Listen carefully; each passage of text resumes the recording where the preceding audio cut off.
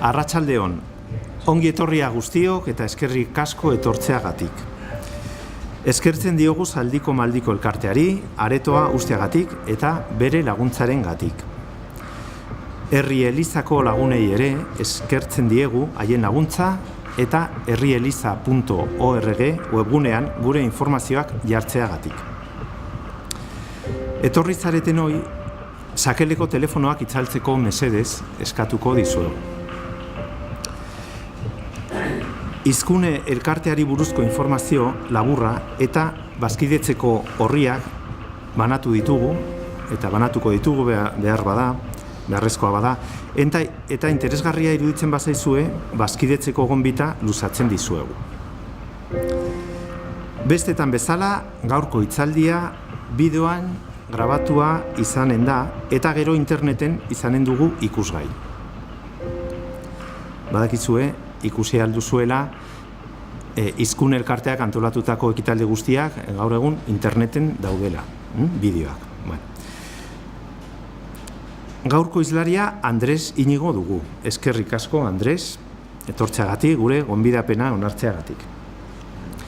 Andres Inigo filosofia eta letretan lizentziaduna da eta doktorea ere bada. Irakasle izan da, Iruñeko San Miguel Aralar ikastetxean, eta Iruñeko hizkuntza eskola ofizialean. Ez irakaslea soilik, hizkuntza eskolaren zuzendaria ere izan da, 17 urtez. Euskaltzaina da, 1989 urtean izendatua. Euskaltzaindiaren Nafarroako ordezkaria da. Euskararen normalizazioa bideratzeko oinarrizko urratsa izan zen Euskara batuaren aldeko apustua eta erabakia. Orduz geroztik, Euskal gizarteak orokorrean lan izugarria egin du. Prozesua ordea ez da amaitu. Hemendik aitzina beharrezkoa izanen da lortutakoaren ildotik jarraitzea. Alegia, parte hartzaile guztiek, nora ezean galtzeko arriskuak saihestuz, erantzukizunez eta ikuspegi bateratuarekin jokatzea. Honi guztiari buruz mintzatuko zaigu Andres nahi duzunean.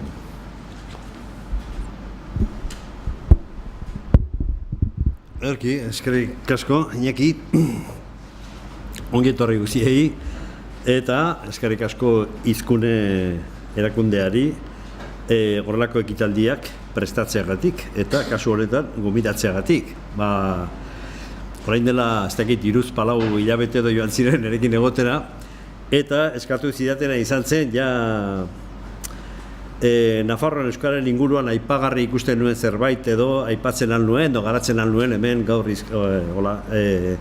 hitzaldian, ezta? Eta momentua hartan, uste dut behai ez nioela erran, baina ari ginen Euskaltzainditik hemen ospatu diren joan den hilabetean egin ziren Kondestablaren jauregian 18. Jagon jardunaldiak. Hori prestatzen ari ginen, eta hori titulua zen Euskara Nafarroatik, izan zen izenburua. Eta, hor baziren zenbait gai pilpilean zeudenak, momentu hartan, genituenak eskuartean, adibidez, aurreko eta azkeneko inkesta soziolinguistikoetan agertu diren emaitzak bat Euskaldunen do Nafarren jarrerari buruz, Euskararekiko jarrera, Euskararen transmisioari buruz, Euskara eta Euskal kultura nola divulgatu, hori izan bertze gai bat, Euskararen presentzia enpresa eta lan munduan, Euskararen erabilera sustatzeko ze ekitaldi, ze antolaketa, ze esperientzia daude Nafarroan, interesgarria izan zen ikustea, ze batzutan horrelako gauzak egiten ez direnean, galtzen dugu ikuspegi osoa, eta ez dugu jakiten zer egiten ari den jendea, eta jende asko dago implikatua gauza honitz egiten. Eta, gero, aizia begiratuz ere, elkarte eta zenbait elkarte eta guneetatik, zer nolako hizkuntz politika desiratuko luketen edo, pixka bat edo beharrezko ikustetzen Nafarroan. Horiek izan ziren gaiak, baina hori dena joan den hilabetean aipatu ditudan jardunaldi horietan garatu ziren, zoala pixkat bueltak emanez hartu nuen beste gai bat, eta hain zuzen ere hemen ikusten duzuena, Euskararen normalizazioa urrats berrien atarian. Eta zergatik hartu nuen gai hau, Iñakik, aurkezpenean aipatu duen bezala, 1978an, Euskaltzaindiak hartu zuen erabakia, Euskara batuaren aldeko erabaki hori, Euskara normalizatzeko ezinbesteko oinarria izan da. Benetan, oinarrizko urratsa izan zen hura, eta orduz geroztik urte batzuk pasatu dira, 45 ja, eta lan haunitz egin da. Prozesu hori abian dago, baina prozesu hori ez da amaitu. Eta horrelako gauzak, gainera, kontuan izan behar dugu, epe luzeko kontuak izaten direla. Horrelako lanak behar dute bere denbora, bere urteak, bere laguntza eta bere ibilbidea. Konparazio bat egiten baldin badugu, Frantziako Hizkuntza Akademia 1937an onartu zen. Beraz, baditu ikusten duzue. 200 urtetara doa bere ibilbidea eta bere bizia. Espainiako Hizkuntza Akademia 1714an sortu zen, datorren urtean egingo dute 3. mendeurrena, pentsatzen dute aipatu izanen dela. Euskaltzaindia berriz, oraindik 1918an sortua da, beraz 85 urte, orain dela 85 urte. Hau jartzen dut ikusteko pixka bat, ez dela hain erraza izaten, epeak behar direla normalizazioak bideratzeko. Gainera kontuan izaten baldin badugu, ez dute baldintza beretan egiten lana hiru akademia hauek. Batzuk askorik indar gehiago dute, baliabide gehiago eta laguntza eta babes gehiago, ezta. Hori argi dago, baina kontuan erran bezala kontuan izan behar dugu perspektiba hori. Beraz orain dela 45 urte onartu zen Euskara batuaren erabaki hori, Arantzazun hartu zena, eta 45 urte daramatzagu horren ibilbide garrantzitsu hori egiten, baina erran bezala ez da amaitu, eta importantea da, gainera kontuan izan behar da gauza bat. Ibilbide honetan uste dut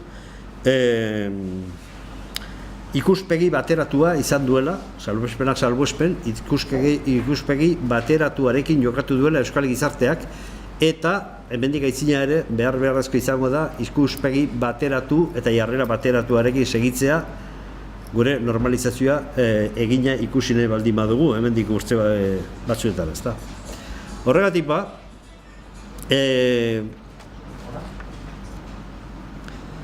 sarreratxo hau eginda gero ikusiko dugu orain zer garatuko dudan, ze aipamenak egingo ditudan hitzaldi honetan, ezta.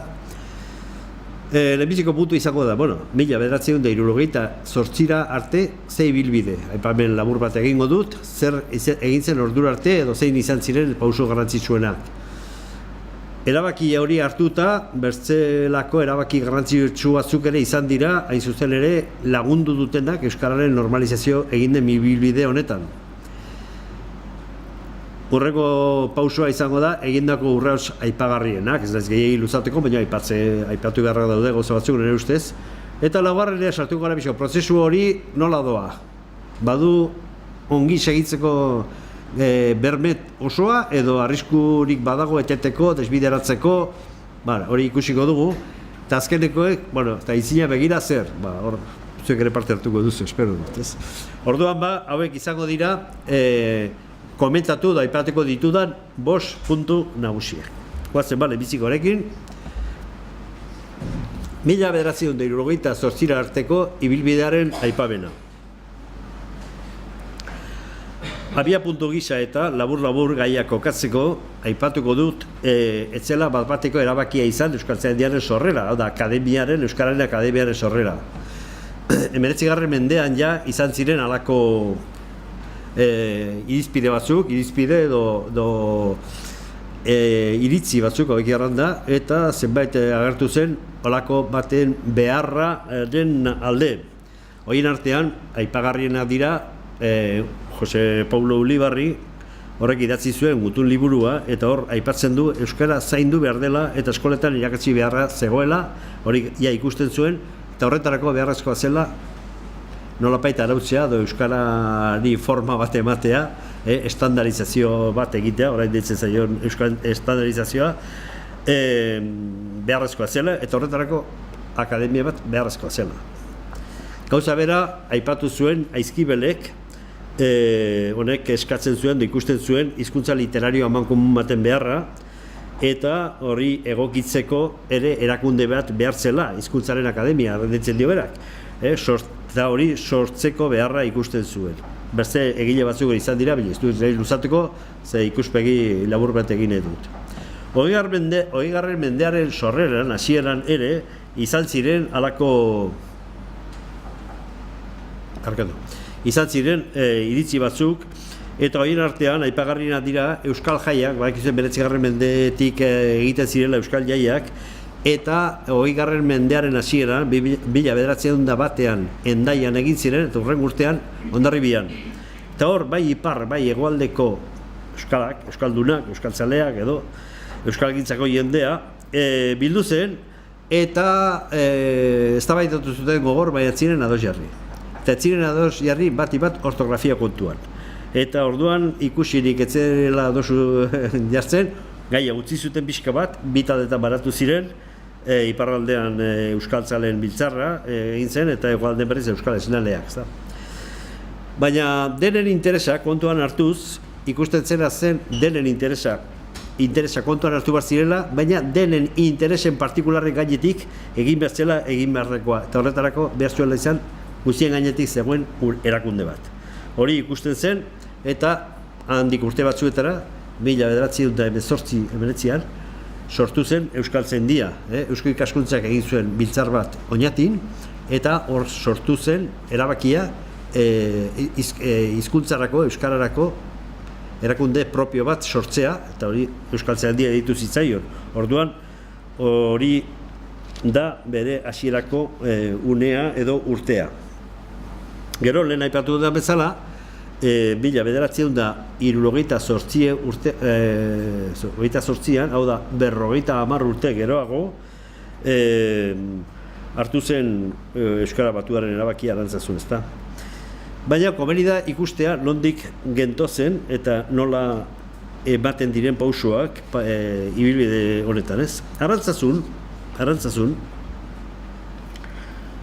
1978an hartu zen erabaki hori, baina etzen bateko planteamendua izan.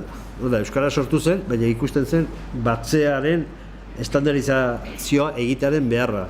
Baina etzen ala bat-batea gogoratu eta bi urte egindako gauza bat. Aurretik zetorren, horren beharra, horren eztabaidak, baina badira izaten dira gauza batzuk oso argigarriak izaten direnak hori ikusteko horren garrantzia, eta aipatuko dizuet gutxitan entzun dudan pasadizo bat, ze beste arrazoiek irakurri izango dituzte hemen, pilaka, bada pasadizo bat nire ustez oso argigarria dena.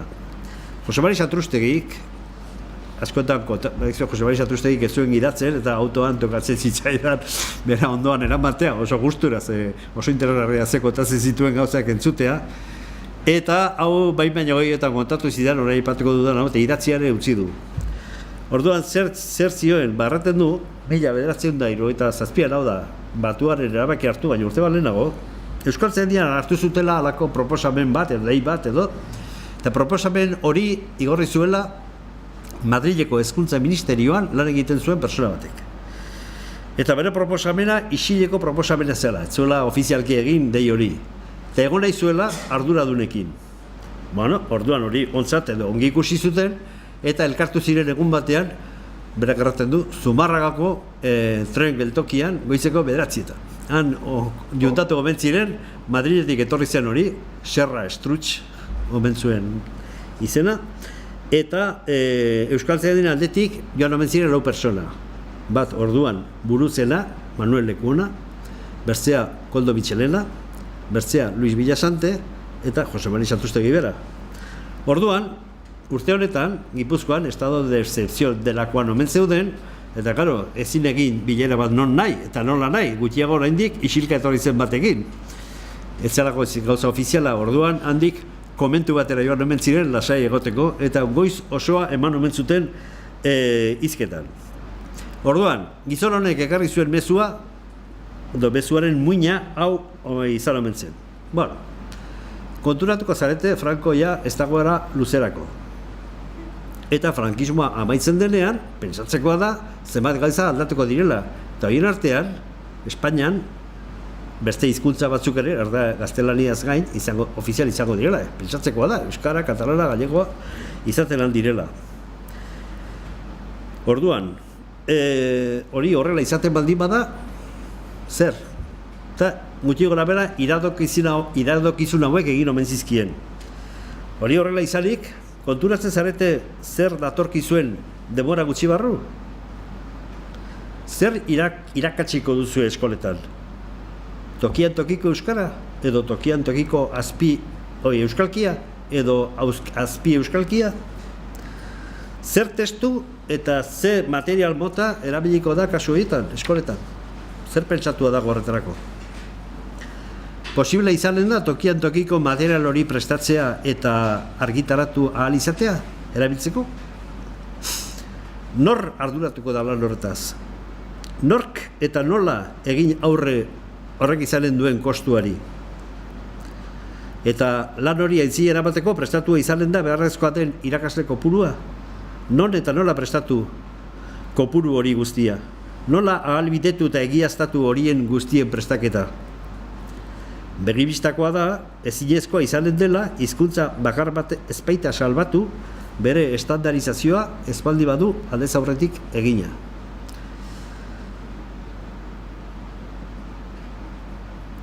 Eta, Jose Mari kontatzen zuen, hau idatzi ez du utzi, baina aipatuko dut. Erraten zuen, eta beharrezkoa izan den estandarizazioaren ideiaren hilotik, Satrustegik idatzirik utzi ez bazuen ere, erraten zuen, Serra jaunak aipatu omen zuen, bertze honerako konsiderazio hau ere, kontuan izateko edo, aipamen hau egin omen zuen.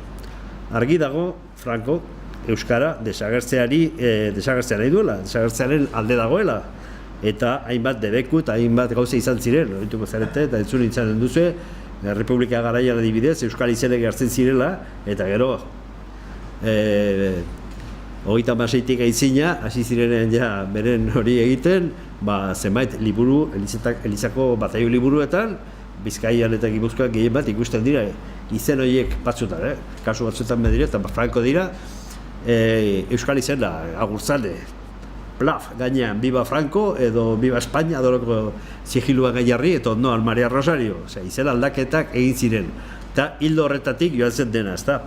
Orduan, errantzuen, garbi dago zer nahi zuen, baina ez zen batere listoa izan, hori lortzeko.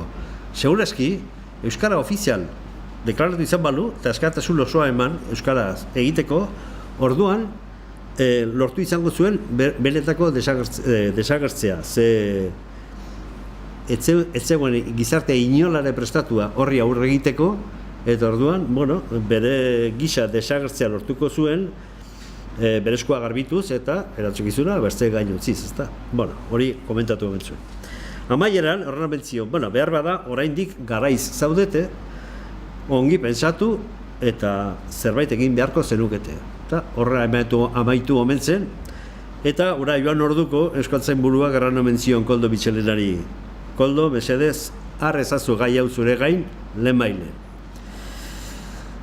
Bistakoa da, honekatik bakarrik etzela egin urren urtean altzazuko biltzarra, ezta? Baina, nolabait, arrazoi gogorra, fuertea, izan zela, errealista gainera, ikusarazteko zeren beharra zuen momentu horretan euskarak.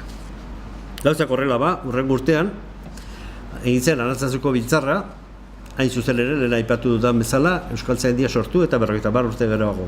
Claro, zergatik etzen egin lehenago, zergatik etzen eman pausu gehiago lehenago kontuan izan, gerra tartean izan zela, gerrondo etzela bat erraza izan, eta ze zaitasunak izan zituen garapenerako, baina hemen berpiste bat hasia zen eta bidea egiten hasiak ziren hainbat eta hainbat persona, ezta?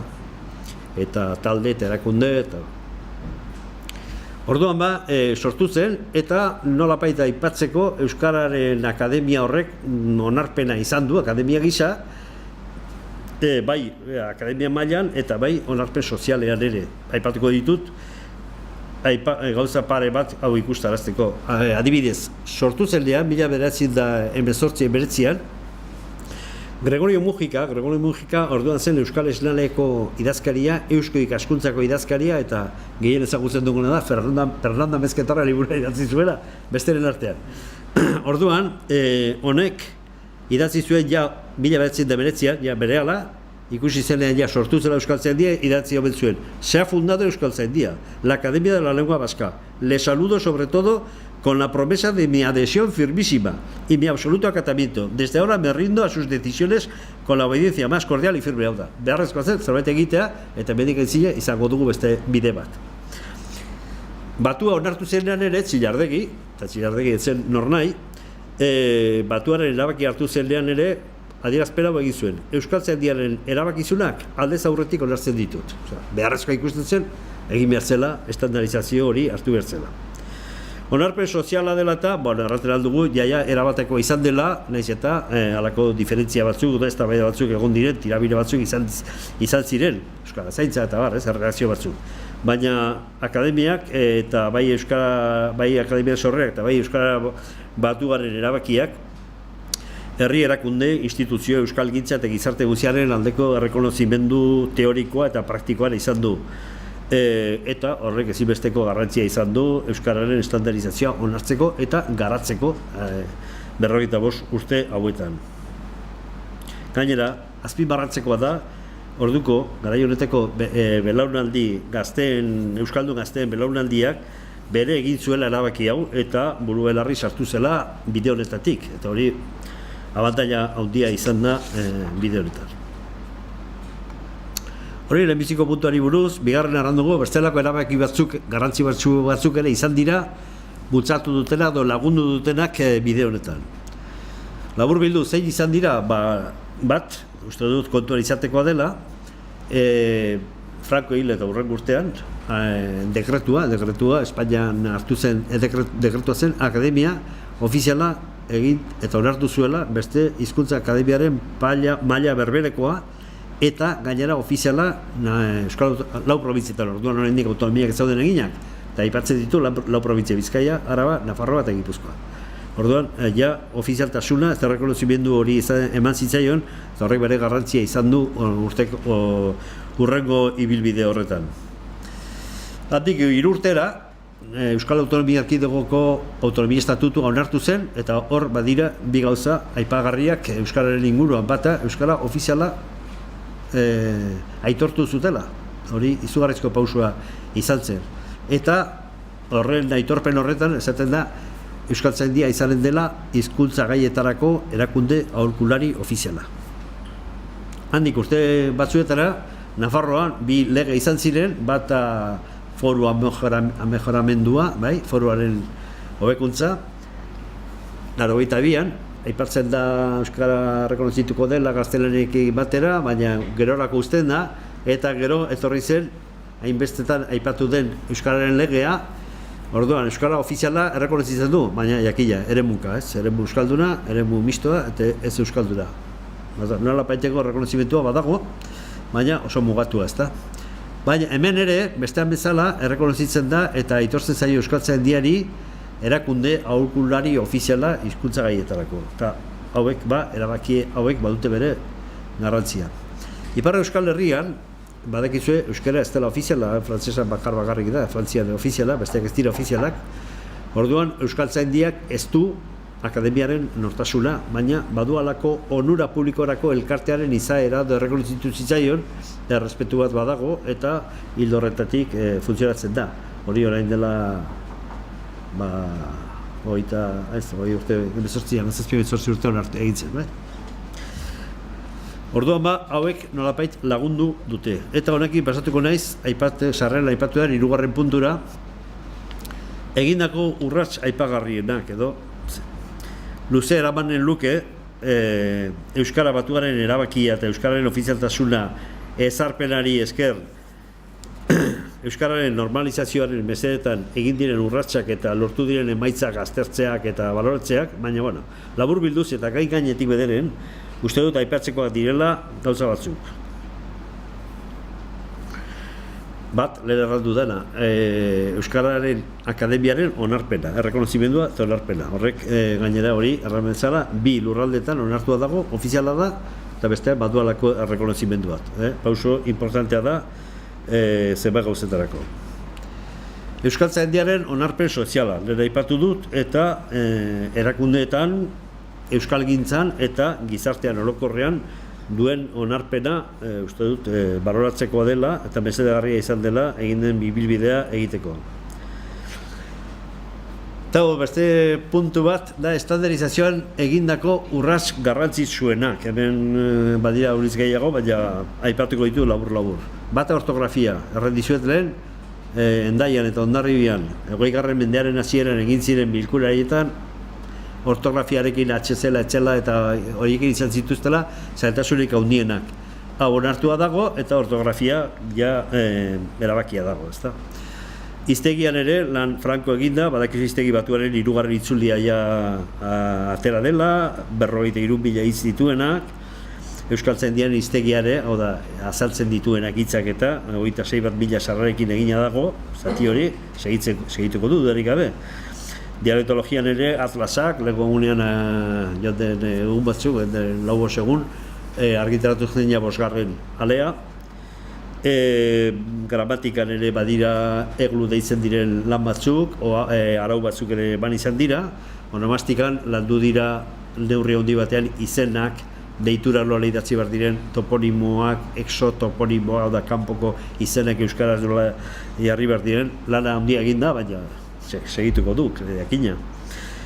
Hizkuntzaren sustapenerako zereginetan, jagon jardunaldiak eta barren aipatu ditudenak egiten dira, teknologia berriak ere aplikatu dira, erran nahi dut, honetan eman direla eta ematen ari dela erakundea pausu garrantzitsuak aintzina begira.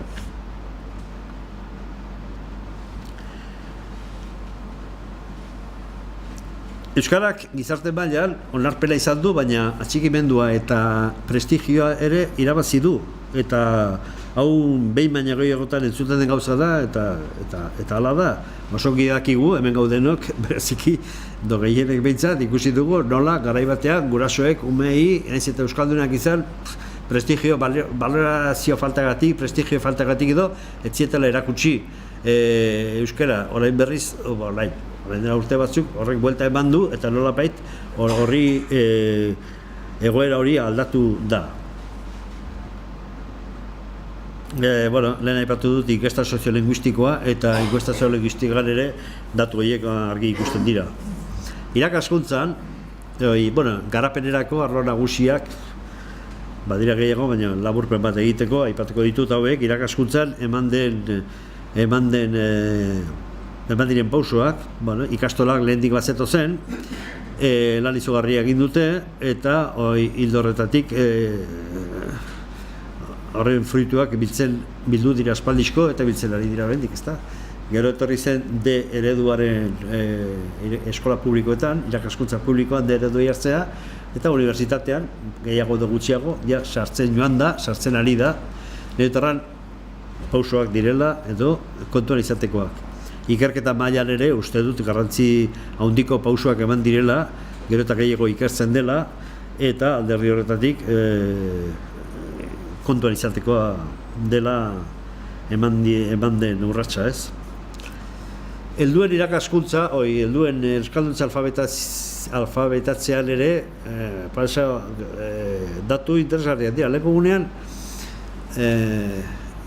Euskal Telebistako programa batean entzun nuen berri ematen ari zen Kika Bunarritz eta aipatu zuen 400.000 ikasle persona pasatu direla Euskal tegietatik. Eta horietatik 100.000 edo lortu duela maila, euskaraz hitz egiten dutela, ez da nola nahiko emaitza, ona da, oso ona, kontuan izatekoa. Zerbitzuetan, udaletako teknikariak, euskara teknikariak, mankomunitatekoak, eta bar, zabaltzen, ezartzen joan dira, ez nahi adina, baina hor dago, orain arte egiten lana, komunikabideetan, egunkari, aldizkari, irrati, telebista, eman dira pausoak. Euskarazko produkzioa ere gora doa, aski da irakurtzea pixka Jomanaitorraldeik edo bertze batzuk egiten dituzte lanek ikusteko nola joan den handitzen. Idazle gehiago dira, gero eta gehiago ikusten da, gure artean, argitaletxeak, elkarteak, sustatze programak, kultura ekitaldiak, hitzaldiak, ni hori txela orain dela uste dut, 81 zela, hizkuntza eskolan, aipatu du, hizkuntza eskolan egon nitzela, eta hasi berri hartan, ez dakit urte pare bat horrela generaman lanean, eta ekarri genuen, bueno, alako ekitaldiak egiten dira, eta ekarri genuen Juan Mari Lekuona. Herri literaturan aditua zena, eta koplak eta bersoak eta gozeik. Eta claro, eman zuen, hitzaldia eman zuen euskaraz, printzipioz ikasleen dako montatu genuen, jende gehiago etorri zen, eta amaitu zenean hurbildu zitzaidan, zuek jadenek ezagutu duzuen persona bat, Zoritxarrez nintzen, Jose Bernardo Jauregi, eta rantzidan. Hau izanen du Iruñan eman den lehenbiziko hitzaldia igual euskaraz, ez? Txaki, nik nintzen fiatzen, ez nintzen ausartzen, hori egiaztatzea, lekielako gainera. Euskara hutsean hitzaldi bat, Iruñean, garai hartan, berak pentsatzen zuen, lehenbiziko ezpazea lehenbizikoetatik izanen zela. Alderdi horretatik, beste realitate bat gaude, hori egia edo ala baldin bat zen. Itzulpen gintzan ere, dakizu bezala, lan handi egiten da, lehen batean entzunion Bernardo Txagari, gaur dena itzuli behar da, eta dena itzultzen da, eta dena itzuli behar da. Hizkuntza guztietan, eta orduan honetan ere, gure kasuan ere, honek garrantzi handia hartu du. Orduan hauek dira labur bilduz, ez du errandizuet oso gainetik egiten duela, aipamen hau, baina orain gadera da, eta jakin aldugu orain arteko alegin hau baloratzen.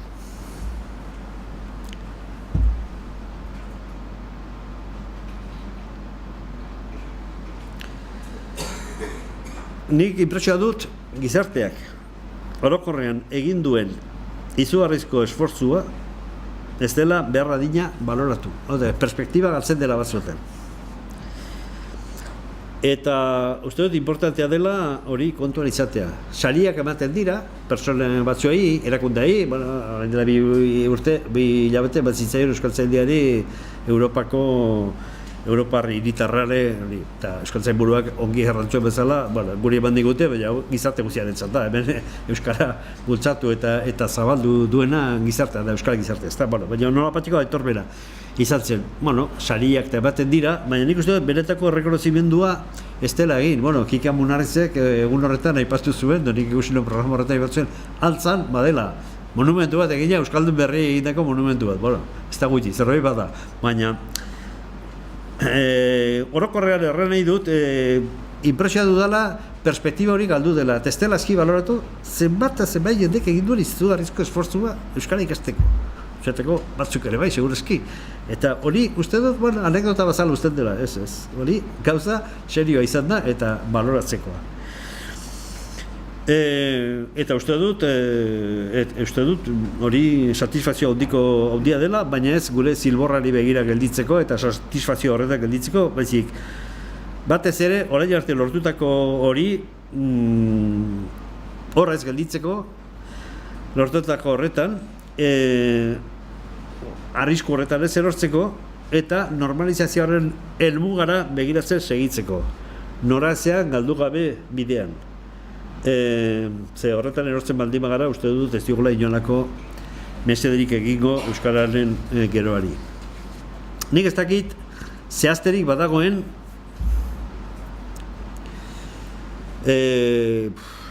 normalizazioarazko ibilbide honetan zein puntuetan gaude, noraino iritsi garen eta ze falta den, ez dakit. Ni behintzat ez ausartzen hori erratera, bai? Baina garbi dago, oraindik ez garela, inola ere iritsi prozesuaren amaierara. Eta orain arte, lehen aipatu dudan bezala, bat egin baldin badugu, jarrera bateratua izan baldin bada, hemendik aitzinare, hala segitu beharko dugula, denok. Autoritate akademikoek, agintari administratiboek, irakasleek, teknikariek, idazleek, komunikabideek, gizarteak, hitz batean.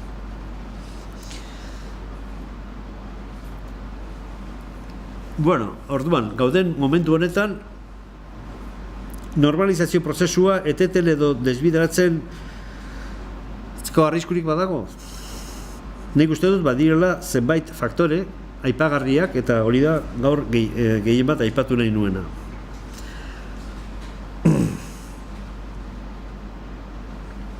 Orain arteko lorpenak, eta hori da orain arte gehien aipatu dudana, gauza positiboak aipatu ditut, baina badira gabezia nabariak, ezta?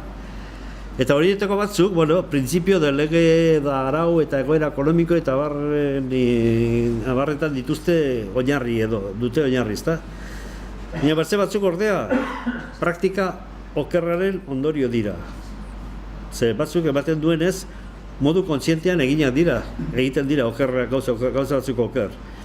Edo, igual ez hain kontzienteki, baina agian bai ardura gabekeriaz, axola gabekeriaz, utzikeriaz, eta bar. Beraz puntu honetara irizita, bat Nafarroara mugatuko naiz, eta gabezi horiek direla eta, orain, behar bada, bertzen musika bat entzuten hasiko zarete, ze bertze gauza batzuk errango ditut, hain politiak ez direnak. Zer gabezia zari naiz? Erraterako. Lege kontutan, ez rabaida aipatu dut, legislazio aldetik, Nafarroan onartu zen, Euskararen legea muga izugarrizko oztopoak ditu hizkuntzaren normalizazio eta garapenerako, ezta? Ez hori bakarrik, lege horren ondotik egin diren dekretu pare bat badira, batera laguntzen ez dutenak, kontrako bidea hartzen dutenak jaia, hau da, legea baino estuagoa direnak. Lengo batean, aurkeztu zen, orain dela hilabete bat edo, Miguel Izuk idatzi duen liburu bat, oso politia eta interesgarri dituzten, el régimen lingüístico de la Comunidad Foral de Navarra. Eta aurkezpena edo aitzaurrea egiten dio Juan Cruz Allik. Aurkezpenean egon nintzen, eta han hitz egin zuen Allik, eta aipatzen zuen, ez zuen erran izena, baina el Romanones Foral. Eta Romanonesena bakizuten zertzen. Egititzatela legeak. Guk gero egingo ditugu hori garatzen duten dekretuak, ebazpenak eta egin behar diren gauza guztiak. Jakinen dugu nola mugatu legea handik temendik. Eta hori da, hemen, aipatzen dudan, bi foru dekretu horiek egin dutela. 94an, Alliren denbora zen, eta orduan horregin zuten Martxoaldera atera zen dekretu bat. Eta handik bizpahiru hilabetera, San Ferminetarako atera zen dekretuna aldatua. Eta Romanones deitutako horrek nomait hor eskua fuerte sartu zuen. Zemai gauza murriztu zituzten erabat. Eta handik, ja 10 bat urtera, 9 urte geroago, dakizu bezala, Euskararen foru dekretu famatu hori, eta orain indarrean dagoen hori, hainbeste hori izan zen, protesta izan zuen dekreturi, baina hori dago indarrean. Bi dekretu horiek murrizte egiten dute berez bat ere ona txarra den legea, bai? Murriztatzaile den legea. Horregatik hemen lehenbiziko gabezia, zer gabezia zari naiz, dudarik gabe, hau da, bat. Bigarrena, agintaritzak orokorrean, ze egiten alda egiten den baino gehiago, zenbaitek egiten dute, baina barze zenbaitek ez dute bate interesari hartzen edo batzuetan oztopoa hartzen dituzte. Agintaritza orokorrean, gobernuan, udaletan eta bar. Bestain bat, erakundetan ere gauza bera gertatzen da, erakunde religiosotan ere baita, aipatuko ditut gauza batzuk. Baina ez hori eta bakarrik, enpresa partikularretan ere ikusten dira horrelako jarrerak. Egiten alda, egiten den baino gehiago. Eta, azkenik edo, eta persona partikularrak, hau da, norbera, gutako bakoitzak zer.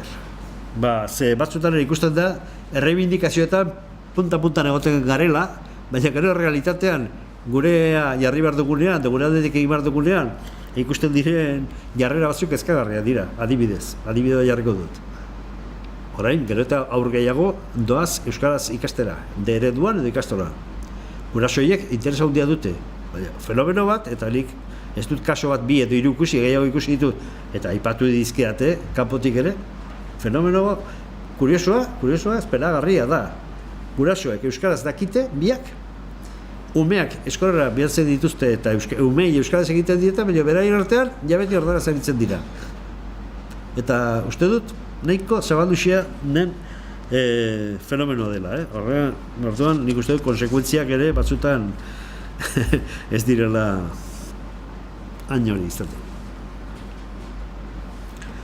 Kezkagarriak diot, zenbait jarrera, zenbait praktika, eta orduan, erran bezala, eta horregatik egin nahi nuen aurreko ikuspegi hori, hortik segitu behar delako, eta ez galtzeko bidan, ez gaitezen galdu, nora ezean ibiliz, eta pixka bat orokorrean gauzak gure ikuspegitik galduz. Egun hauetan, gainera, honi buruz, atera dira gauza pare bat, ez ditu irakurriko, baina aipatu bai, ikusi ditut artikulu pare bat, Xabier Euskitzek, derek ezagutzen dutera, pilota partidak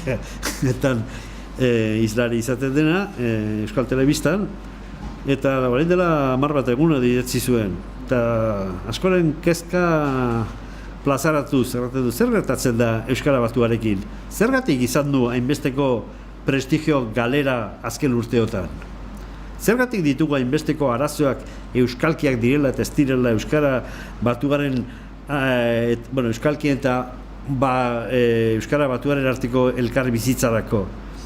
Ez aldauka bakoitzak bere lekua eta gauzak behar bezala egin.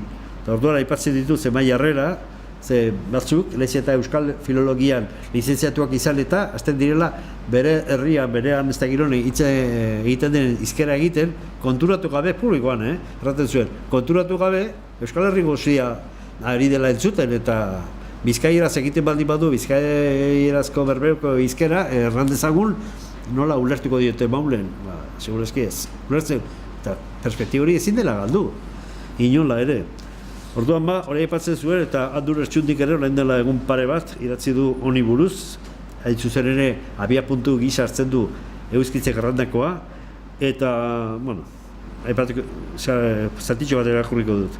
Lehenik eta behin, nekezu eduka daitezke Batuaren onurak, onura nagusia, zer nahitarako balio izatea. Umorea egiteko, medikoarekin mintzatzeko, seduzitzeko, bersotarako, txakurrarekin hitz egiteko. Euskara bera da, jakina, umorea egiteko, medikoarekin mintzatzeko, seduzitzeko, bersotarako, txakurrarekin hitz egiteko balio duena. Eta Batua, nidakidala, Euskara da.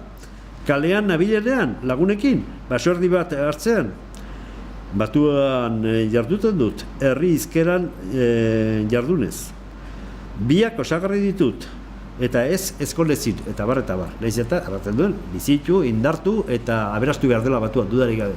Baina, kontuan izatekoak dira irizpide horiek. Ipatu duda bezala, kezka edo,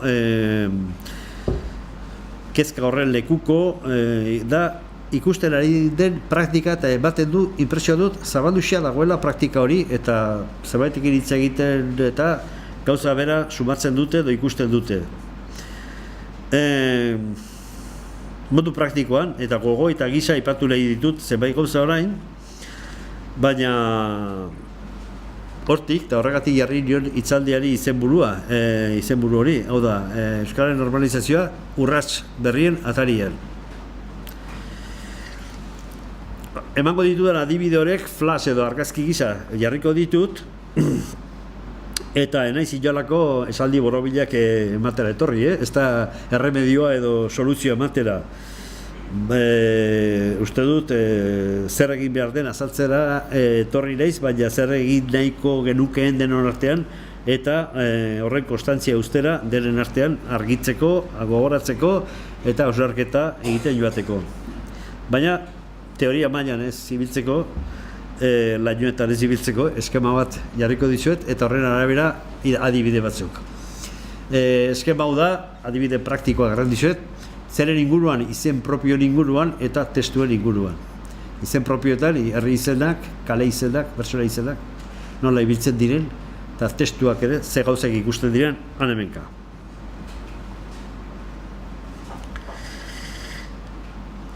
Gauza batzuk administrazioaren menpekoak dira, haiena da ardura, eta izenetan bereziki herri izenak eta toponimoetan, ezta. Badira, Nafarroan, legean hartu zen, gauzak egin ziren, eta herri izenak onartu ziren orain dela 24 urte, 1900 eta 89an. Oraindik 24 urte gerokoa ikusten dira holako perla hauek errepideetan. Lantzera joaten baldin bazadere, herrira, ikusiko dituzu bi kartel sarreran, errepide nagusitik. Eskuinean dagoenak jartzen du ongi, Lantz. Hori da, bere izen ofiziala. Hor dago oraindik, 24 urte gerokoa ezkerrekoa, Lantz. Terik gabe. Anue Ibarrean, Anueko da, etxain da, herriaren izena, baina errepide nagusian, nondik hartu behar den markatzen duen errepide, xaflak, esain jartzen du, eta hor dago, 24 urte dara hor. Beste Eribarre ere Euskal Eremua da, eta hor, Irotz da herriaren izena, baina errepidean, herriaren sarreran jartzen du, Iroz, ezkerreko hori. Orain dela 8 bat urte, onartu zen, 8 ez, bai, holako zerbait. Onartu zen, Orkoien, udalak planteatuta, nahiz eta Nafarroko gobernuak atzera bota zuen, gero epaitegire jo eta lortu zuten Orkoien, Karekin eta Ilatinorekin izatea herriaren izen ofiziala. Onartua dago.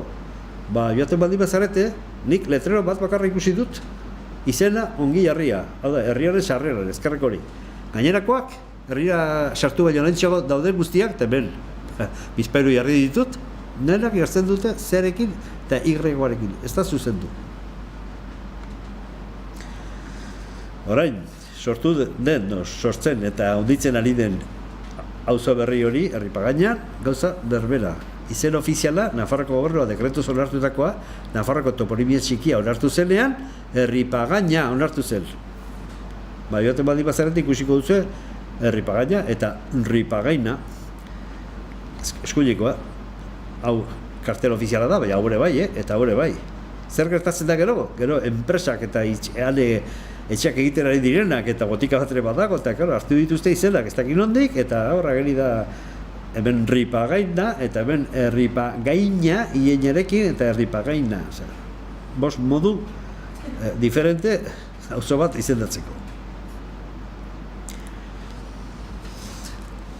Artzibartik, Orozbetelu aldera, Aezko aldera pasatzen baldin bazarete, eta hau berria da, hor ez da bat urte ditu, baina ez asko, tunel berria, errepide berria da, hor ere, karrobide onartua da, Nafarroko toponimia txikian dekretuz Karekin eta berekin dela, begira zer ageri den.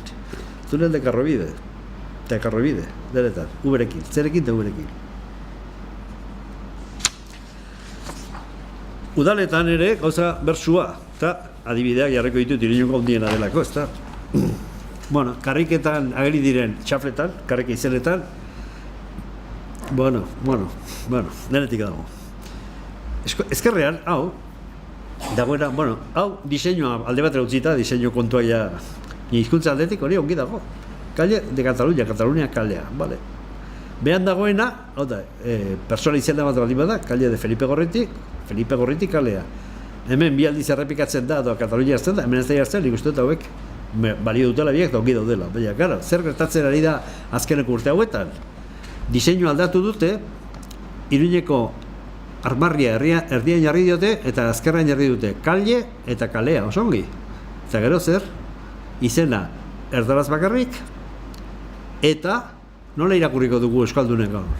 Non bizizara, kalea Madrilen. Hori behartzen du erratera. Behan, gauza bera, Manuel de Falla. Baina hemen jartzen badin bezu kalle eta ben kalea, non bizizara, hori, kalea Manuel de Falla. Horrekin ematen dizu ostiko bat euskarari, izugarria, ez? Bertzerakoak ere badira, hauek berriak dira, txaflau. Abaurrea alta, bi izenak mantendu ziren, baina ofizialak dira, Euskal Eremuan dago. Lehenbiziko forma, Abaurregaina da. Joten baldin bazarete arrotxapeara, hau ikusiko duzue. Abaurrea alta, besterik ez. Baina, Otsagabia eremu mistekoa da, eta hemen berriz jarri dute, bietara, bai erdarazko forma eta bai euskarazkoa. Irizpideak hankazgora daude. Nafarro berean, egunero pasatzen ez hemendik, parez pare daude bi letrero, bat, hau. Avenida de la Baja Navarra, Nafarroa bereko etorbidea, vale? Hori ongi dago, eta ongi zegoen, eta aspaldizkoa da. Ni orain diseinu berriakin egin dutela, nonbait erori zen zarra ez dakiz zer, eta hoi jarri dute, Avenida, etorbidea, Baja Navarra. Gaztelarizko erdarazko forma bakarrik, eta orden honetan. Paseo de los enamorados, bai, maite minduen, pasealakoa, ongi. Diseinu hau ere, ez da berria zen, ez da giroiz, bigarren diseinu bat izango zen, baina, letrero ongi dago. Baina, parkera joten baldin bazarete, eta hau berria da, Parque de los Enamorados. No bizi zara, Parkea de los Enamoradosen.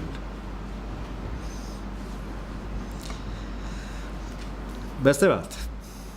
Lezkainun jarri zuten, orain dela urte bat edo bi edo ez dakizu bat, hau, Plaza de la Igualdad, claro, diseinu berarekin.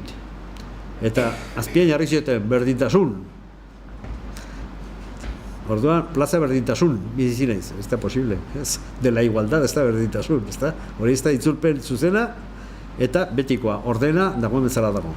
Eta, orain presan ikusitu zuela, eta komentatu dena azken aldiotan, eta azkeneko letrero izango da, azkeneko kale berria, Paseo 25 de noviembre. Eta hemen... Azkena da, las blancas. Ah, bai, bueno, azken aurreko orduan, ez? Orain dela hilabete bat, edo gutxiago jarri zuten hau, ez? Bueno, orduan, hemen, diseinua berriz aldatu dute, bira. Barzinaren garaien jarri zuten diseinu hau, ja aldatu dute. Hau ongi dago. Eta hemen jarri dute paseo, eta paseorakoa ederki. Jo, izena bakarrik erdarazko jarri dute. Hemen jarri barko lukete, azaroren 25ko pasealekua, ez da? Eta gero behan ja, errenbatea egiteko, jartzen du Dia Internacional contra la violencia de género, baina euskaraz ez du kontra jartzen du genero indarkeriaren nazioarteko eguna, ez aurkakoa, indarkeriaren eguna. Gero badira zenbait, izen, gaizki daudenak aspalditik eta zuzentzen ez direnak, eta ben dituzu bi, Salazar, euskaraz, zaraitzu da, ez salaitzu, hor dago oraindik.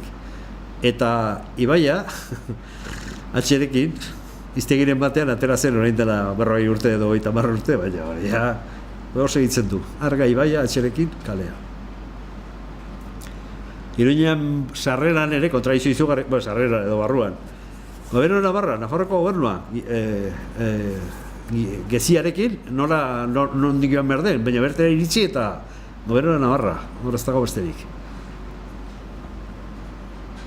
Euskal izenik ez daka. Bueno, urrengoa, eta uste dut oso gaizki ikusiko duzuela, arpezki txarra delako.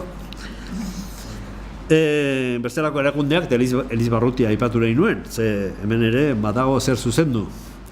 Joaten bandi bazarete Occidens erakusketa ikustera, hor markatzen du, oso ginak daude gauzak, nire ustez, teknikoki, baina pareta batean dago Doneiako bidea. Oso ogi markatua, pareta hori bezalako pareta handi batean, hemen ezin izanen ere makina ez da bateri hona, ezin izan nuen den hartu, baina hemen goian honetan ageri zen Jose Mari Zilbeti, garai batean Z eta U berekin idazten zena, Z eta berekin dela, pues hor barak zirola jarri duten, Z eta berekin, Z, Zil, Beti, hala dago. Enuen harrapatu nire makinak ez zituen hartzen denak da utzi nuen. Hor bertan ageri da, esain, ikusi dugun bezala etxain dela, ez dut irakurriko argazki ez delakoz. Euskal Eremukoa dira, ilurdotz da, Esteribarren, eta oiokui ez, oioki da.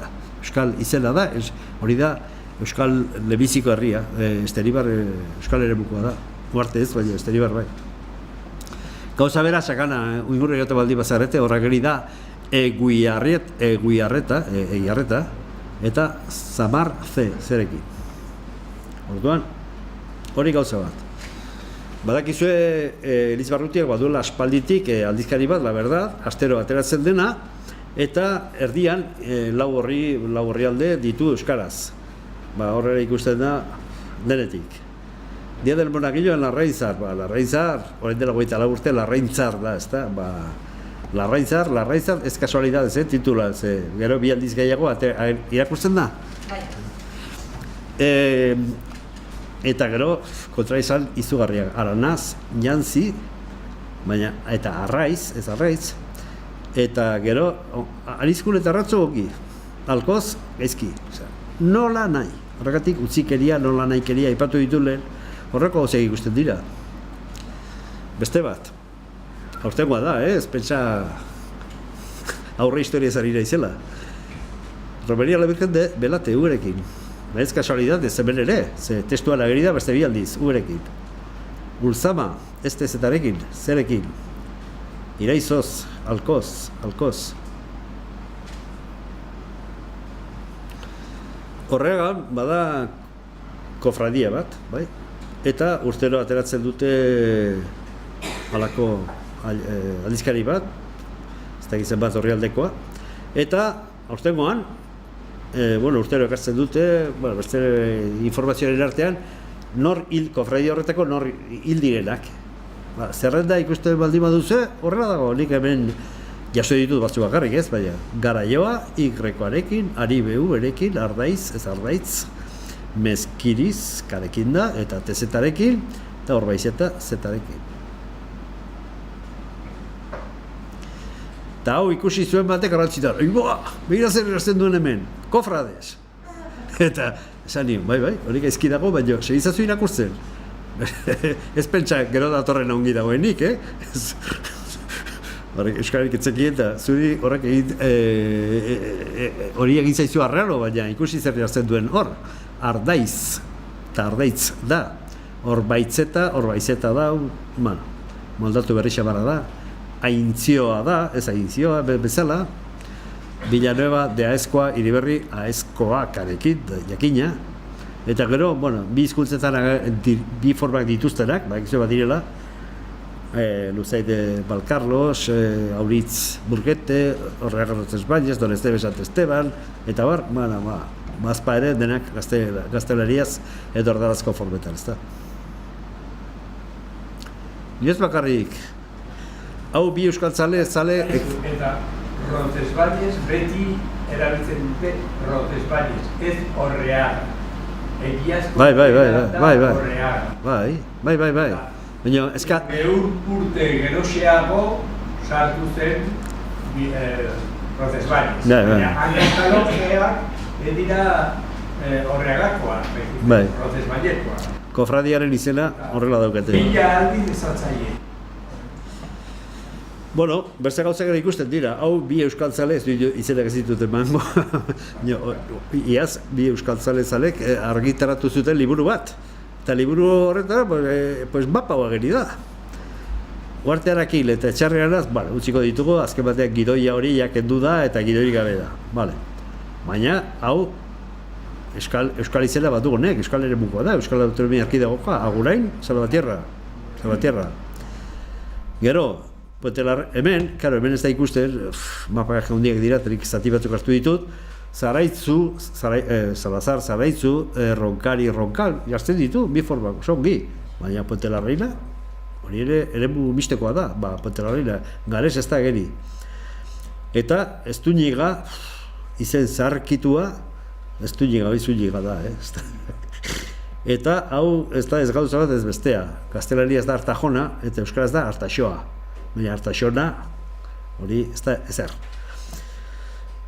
Gauza hori hartzen ditut ikustarazteko hori utzikeria edo ez da asko kostatzen errepasatzea eta hartzea, izenak nola dira, argitaratu baino lehenago. Horrakoak ere, berze zenbait elkartetan ikusten dira, adibidez hau aterazeria, zalako ez dakizarra gintzelako, Bilatuerta eta hor jarri zaio, Bilatorta ez da existitxu. Bilatuerta eta punto, inventorik ez da egin behar. Nahiz eta erabili izan den, Gero badago beste fenomeno bat, ikusi dutara eta hori hartzen dut adibide gisa, batzutan, euskal jendeak, euskaltzale eta euskaraz, bere burua oso euskaltzaletzat dutenak, asmatzen dituzte izenak eta erdalizera hartzen diote. Bada, idazkari, kazetari bat, gero eta gehiago sartzen ari dela El País del Bidasoa. Bidasoa bastan ikur hori aipatzeko. Zergatik? Pio Barojak El País del Bidasoa aipatu zuelako. Eta orduan, ez da konturatzen nume, gaztelaniazko izena eta zabaltzen ari da izugarri, Eragina badu, egunero idazten duenean inguru hartako zerbait, sartzen du hau. Eta ez da konturatzen, erdal, izena, hutsa sartzen ari dela. Zein da honen euskal izen ez du? Egin beharko litzateke, nahi izan ezkero, norbaitek. Baina ez da existitzen euskal izenek, eta ari da erdal izena, danba sartzen. Enpresa partikularretan izenak endu ditut, nahiz eta behar da ikusiko den nor diren, baina errespetuagatik. Enpresa partikularrak norberak antolatzen ditu. Baina, ikustea, Erasun, 24 urte geroago, letrero berri batean Erasun oraindik, Eratxul izan beharrean, edo, beste hau, Dorrau. Garai batean Torrano, baina euskaraz da Dorrao, eta bi formak errespetatu dira. Baina Dorrau ez, hau da Bilbao, idaztea bezala. Enpresa bat eta Bilbao.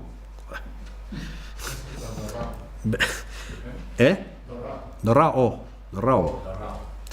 Iraizotz da, eta bertako enpresa batek edo, vale. Holakoak ikusten dira, horregatik diot, denon esfuerzo, denen egin beharra dela, ez da. Segituko dut.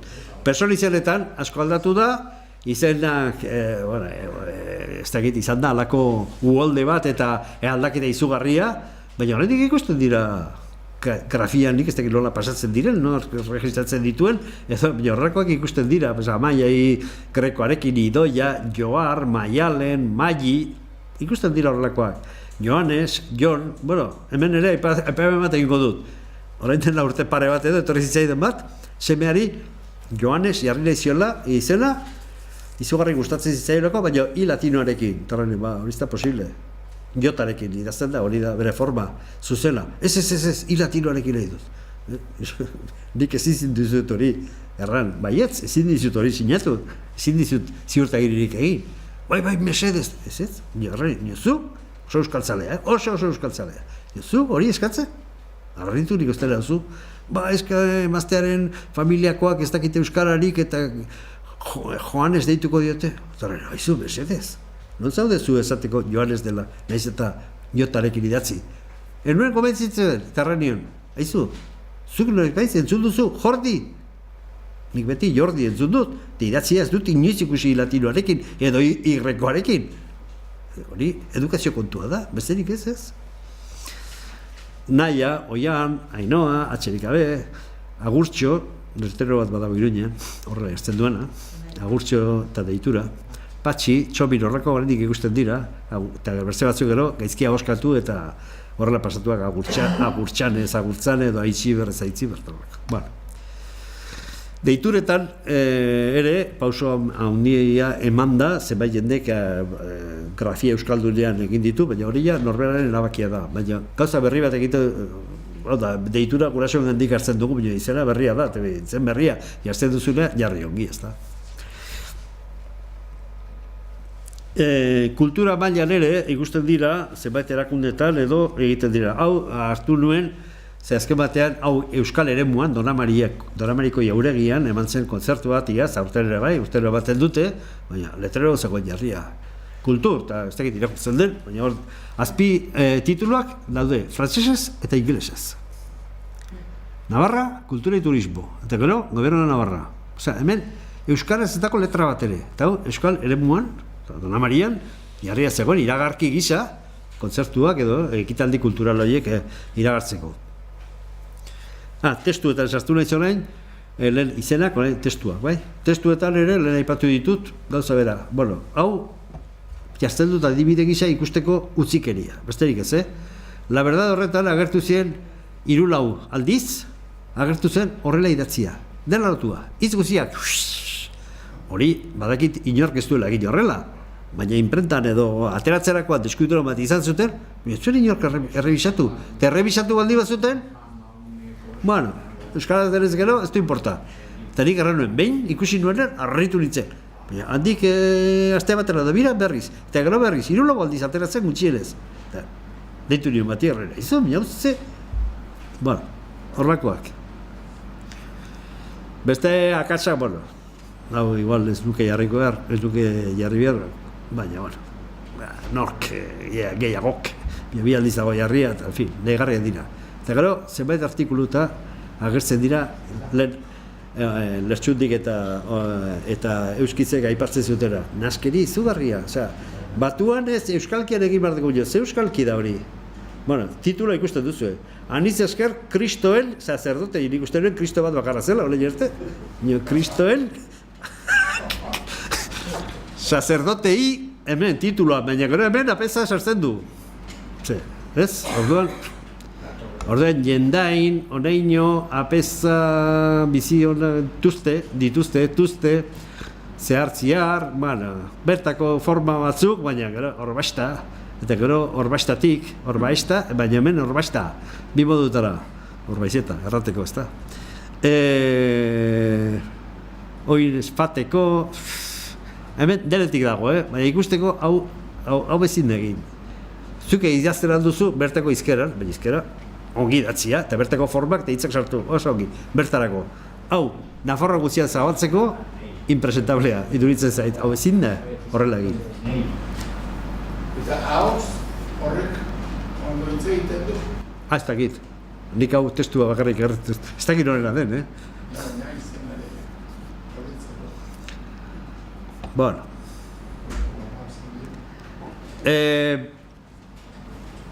Gure munduan ere, gertatzen dira horrelakoak, Euskal Elkarte bat, iaz, holako bat bializidan, garai honetan, Euskal Herria, aspaldizko onartua dago, Euskal Herria bi hitzetan eta bigarren atxe maiskula, ezta?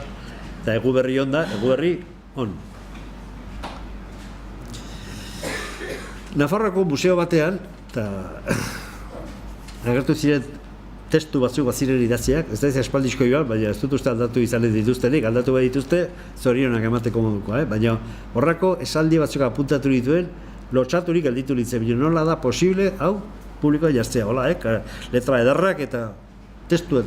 Ogie iteko irine ezkurre garie, hartatxiki eta zekaletik lortzen zen, beti ere gutxi xamar iten zela. Bertako formak, oiek, eta iten, egiten, eta bar. Nekazaritzan aitu izan ziren. Aitu hitz egiten erraten dugu, baina hitz egiten hori erranda, ulertu behar da, zer da aitu, aditu edo aritu. Hemen aritu esan nahi du, Lana nekez bertzen, egin, ezta? Bazterrak aski ongi zautzen zituzten, ezagutzen zituzten, ezta? Eskuarak, ahotik ahora pastute irondu. Pasatu eta, ezta? Hitz egiteko modua, bale, idatzi horrela ezin da idatzi. Berze gauzak ere ikusten dira hor barra, adibidez hau, ondarruk askatasune bir dau. Osea, ondarroak askatasuna behar du izango da, erraniko zuketena, baina, ja. Erdaraz jarriko balute, ondarru necesita libertad. Denok, parra egingo genuke, zehaztakeria. Euskaraz horrako gauzak egiten dira, Heldu korrike, etxarri arratzia, bai? Denon artien prestatu nahi diau. Atoz zude. Korrika bilera einko diau. Eta gero, otsailaan, amaikan, kulturetxien, zazpi, ten. Hitz egiten alduten ebaute horrela, eta ulerteko zaie, baina hau ez da idazteko forma, ez da. Berze programa bat, goizien zehar lugorri produktu ekologikoen dastaketa herriko plazan. Amabiean, koiskol biltze apustu be, karrikestu kalie, behetik gora. Biterdiean, bazkaie, karrikestu elkartien. Hogei, ez da gizarden hori, zortzietan izango da, ez da gizarden. Kantu pateue, altxasuko zubiondo elkarteen launekin. Idatzia eta impriman, ez da egian, paper horren anteria. Beste ekitaldi publiko batean, ez da egiz, azpiru urte urren azela eta ez dela eta egize, letreroa, ekitaldi publiko batean, ez dela tokian, halako, beste zazpir behietz. Hemen ez da egit irakurtzen den, baina eskerrik asko, guai, Guai, ez du hor. Guai arte? Ez dut irakurtzen, Bale. Behietz zeitu izeten herri. Bale. Borroka garaia da, ez bat zubie amets eten uzten, ez dizulo eten ustiko. Idatzia, aurtekoa dago. Ta oain, hau jarri zutenak ezagutu nituen terrenien, eizu? Zuioanen bazina, ez dakit, herri berako, errategatik, herri batera, teharriko baruten letrero bat azpian. Aura, seguro, jende guztiak, hauek ere, eta hori egiten ari gara euskaraz. Beste fenomeno bat ikusten dena da herriko bestetako programetan. larun bata, igendia, barkatu, eta gero, astelen atxeta guziarekin primeran. Egune, baina, ez dakit ikusten diren kolore, bai. Egune, baina gero ikuskizuna. Tren txutxua, baina gero, San Juan, zuek, ez da zuek. Orduan, zua edo zuek, txutxua edo txutxue. Bieteko bat, ez?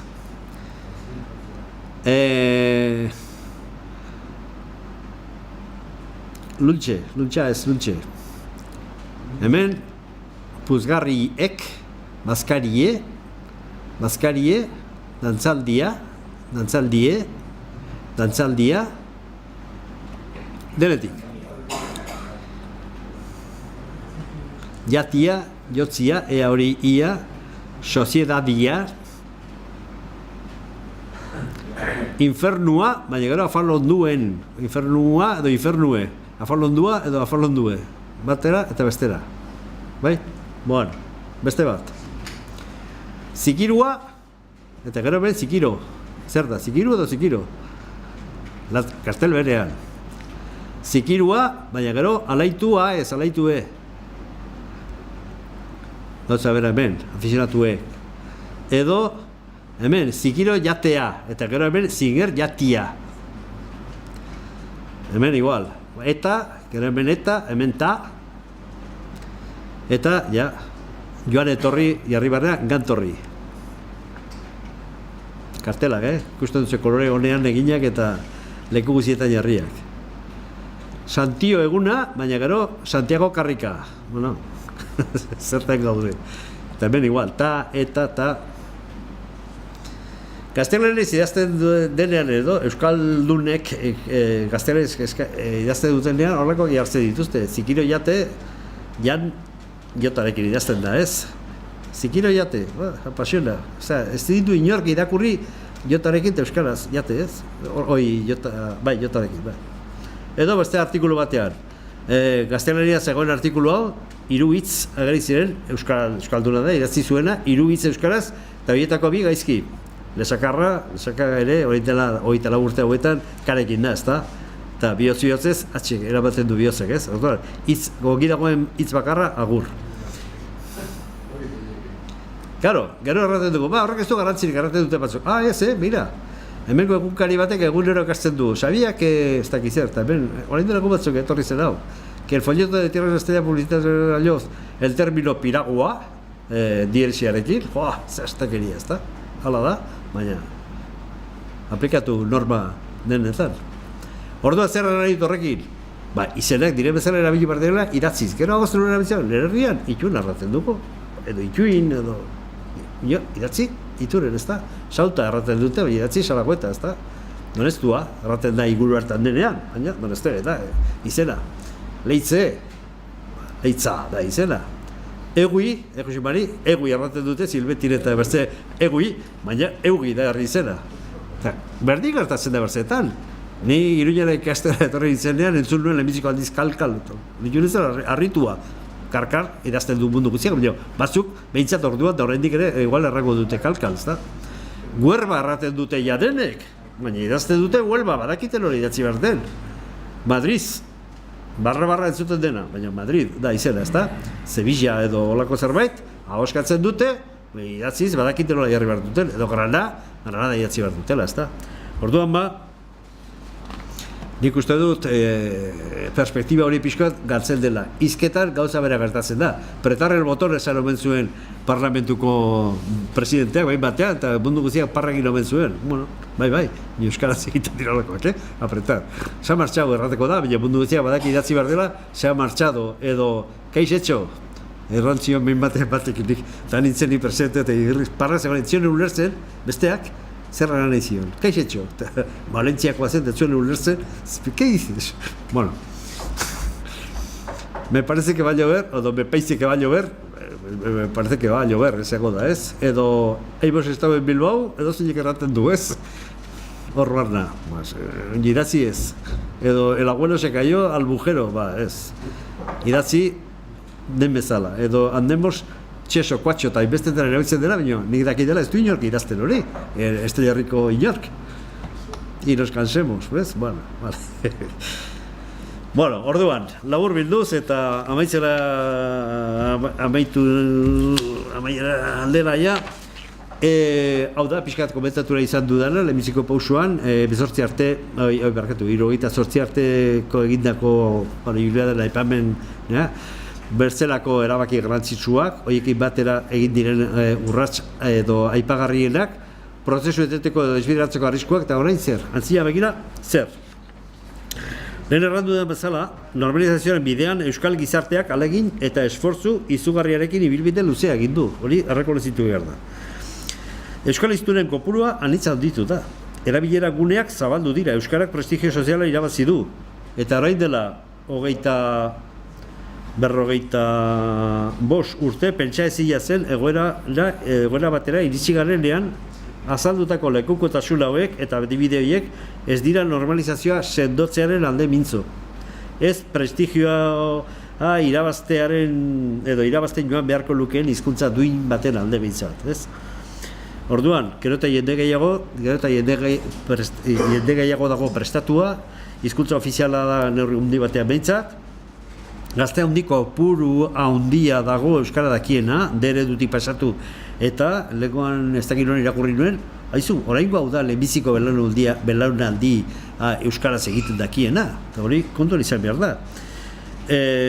Baliabideak ere, murrizketa baditugu, edo neurri batean behintzat badira, eta bueno, ikusi dugun bezala administrazioan, eta zenbait erakunde ezik, hain euskaldu sentitzen omen den gizartearen zenbait elkarte, talde, jende banako, euskalkia erabiltzearen aitzakian, praktika okerrak horretan erortzen ari da. Alegia, bigarren edo hirugarren mailako hizkuntza baztertu baten imagina ematen.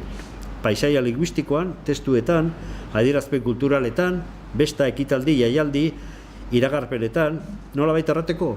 Txokokeria graziosoak ematen, badai batean, gure gazte garaian, entzuten ziren Txomin del Regato eta Peru Arlotek gaztelaniaz eginez sartzen zituzten euskaraz, pues, orain, antzeko zerbait egiten ari gara, zenbait kasutan, ez? Hori da ikusten dena. Hori, bene-benetako euskara izango balitza, berdaderua, esan zidan behin batean, nire herriko batek, bizizenak, zer euskara irakasterari zarete zuek? Zeba? Ni gauza raroa, guria duk euskara berdaderua, iria benetan berdaderua, arranion. Eta gainera ematen du horrelako jarrera, kasu batzuetan, txalotu eta saritu nolabait egiten dela, txalotu behintzat bai, ez? Berze edotzei hizkuntza normalizatu batean, pentsa dezagun urteago joko de gaztelanian, ezta? Era bat inkulto eta barregarria izatekeela, gu, ez dakit, denok dakigun batzuen pozerako gainera, Hizkera grazioso eta folklorista moduko bat egiten ari gara, ez? Eta hori izango berez gure bene-benetako altxorra. Orduan, uste dut, batzuetan gainera arrotasunez egiten da hori, ez? Halako egia da, idazizkoan eta ahozkoan mugak badirela eta jarri behar direla eta errespetatu behar direla. Baina hala ere, hizkera egokiak egin beharko dugu eta ez marginala elkar ulertzeko. Ze, badakiko bestela ze pasatzen den. Bi euskaldun elkartzen baldin badira, bakoitza bere euskalkian ala azpi euskalkian hitz egiten ezin ulertuz, soluzioa, gaztelaniera pasatu, eta hori bai, gaztelaniera batua egiten dute, dudarik gabe. Eta ez gara konturatzen kontradizio izugarria dagoela, hori da realitatea. Haze kontra esana ba, horrekin, eta nik uste dut argi utzi behar dela, kontu hau dena, eta hasieran, eta ez dakitzen bat aldiz errepikatu dudana, modu bateratuan egin dira gauzak orain arte, eta uste dut horrela segitu behar dela, eta hori dela indartu eta bultzatu behar dena. Ez dakit, ez dut ezkorra izan nahi, eta ez da hori nire asmoa, baizik, nolapait ikustaraztea, imagina eta flash batzuen bitartez, zer ikusten den, eta nire kezka bat da, eta horregatik azaldu dut, baina erran dizuet, jende Frankok komentzatu dit gauza bera eta ikusten da, eta aipatu ditut bi artikulu horiek, eta hori da pixat ikusten dena.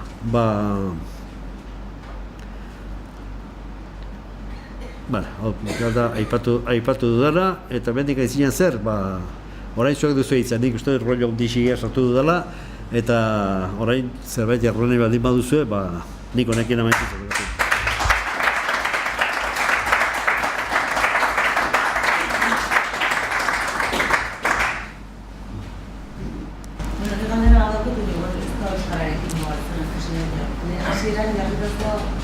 Frantziako akademiak zenbat urte dituen, Madrid, Espainikoak ere, hori ja nahiko normalizatu garen, ez egiten du? Zertara dedikatzen? Ez da entzuten antzekabean, entzutik, jartzak ez dut. Hasieran agertu dela, Espainiako akademiak zenbat urte bete ditu. Eta Frantziakoak zenbat urte bete ditu. Hori ja, jadan lan guztia egina izanen dute, edo gehiena egina izanen dute, edo... Lana honitz egina dute, dudarik gabe. Lana izanen dute, baina ez euskaltzen diak baina, zer nola esan, zer... Une diferentean daude, hori dudarik gabe. Lana segituko dute, ze hizkuntza bat, ez da gauza fijo bat aldatzen joaten da, egokitu behar da, gauza berriak ateratzen dira, eta pentsatzen dut, lana handiak egingo dutela. Gure egoera beste bat da, eta nik hori jarri dut ikusteko ze perspektiba dagoen historikoa da urteen aldetik, eta bestea ere, bai, klaro, horiek dituzten baliabideak ezin dira konparatuko ditugunekin, Orduan, horrekin komentatu nahi nuen, eta kontestu horretan sartu dut, ibilbide guztia egiteko, hau da, normalizazioa lortzeko, pausoa ez dela, epea ez dela laburra izaten, epe luzea behar dela, eta ibilbide horretan, guk gure ondoko bi hizkuntza nagusi horiekin konparatuta, oso egoera desberdinen gaudela. Dudarik gabe. Gero nazio desberdinak dira, nazio arteko hizkuntza. Ja, bai, baina... Lana badatate, lan egiten dute. Bai. Amurista etorri zen, zubila amurista, eta hortaz ere oso eskatua zegoen. Estimu gutxiagoa zuela batuak, ezken holada hontan.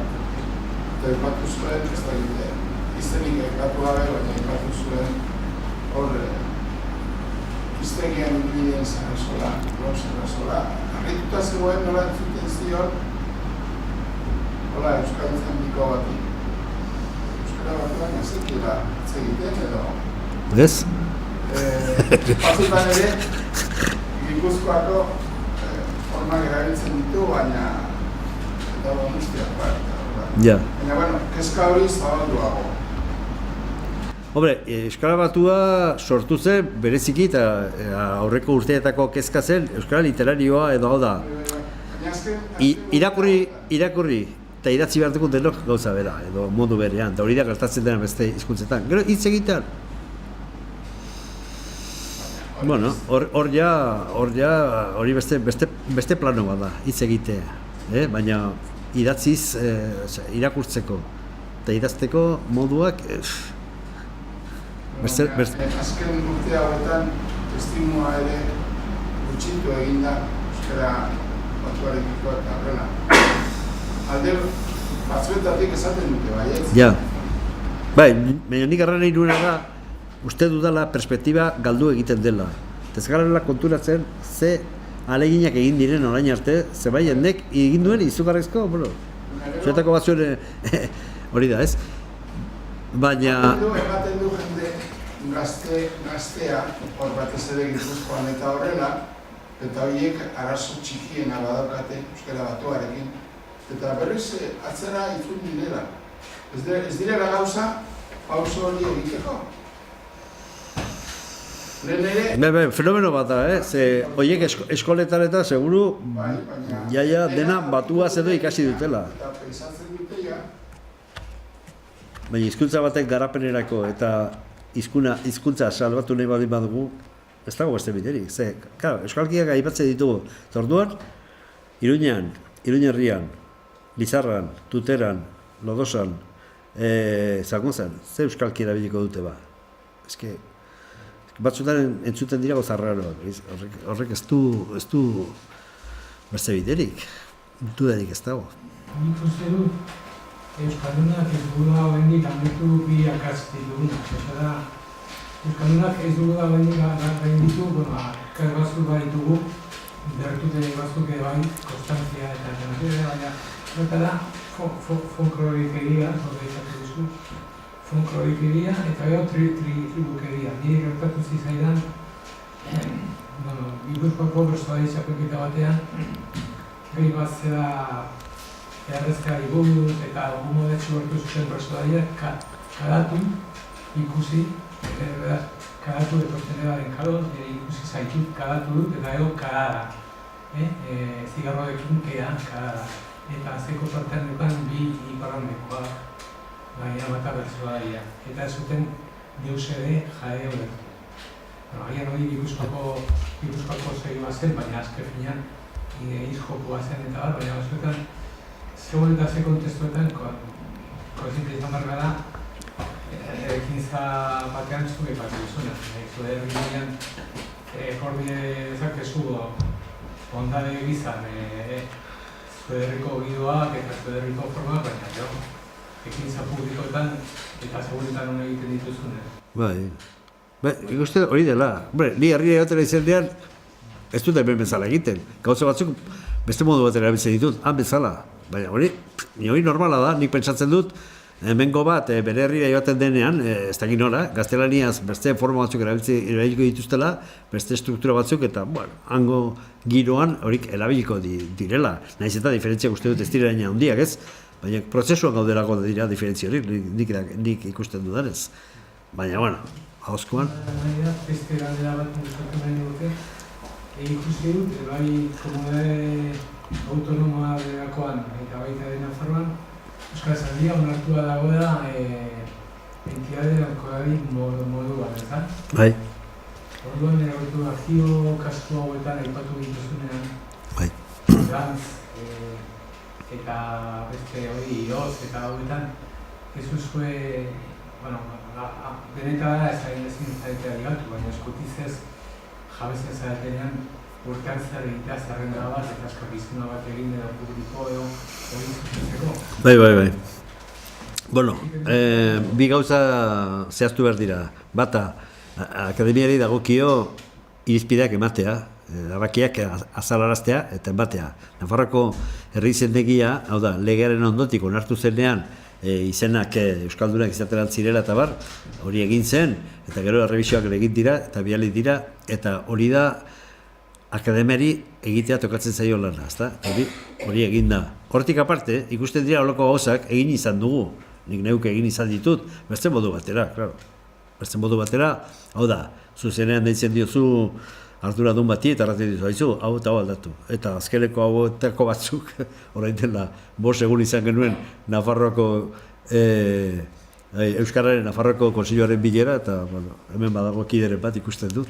Han azaldu nituen horrela, argazkiekin, ze ematen du batzutan, bestela ez dutela ulertu edo ez dutela kasurik egiten, entregatu nuen horrela idatzia.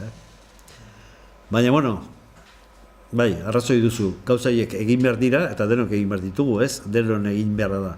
Akademiarena teorian da, materialak prestatu eta ematea. Hori da, hau da.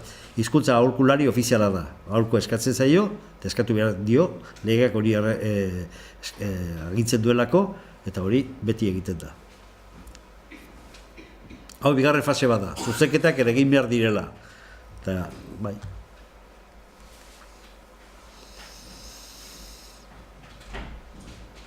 Zentaki bat egipatu duzu, hor bastambo bat ez, eta zenbat urte erabiltzen zaizkio jubilatzeko, zaharra da, gaztea da. Ez tegiz bat urte dituen. Nahiko bitxiak dira.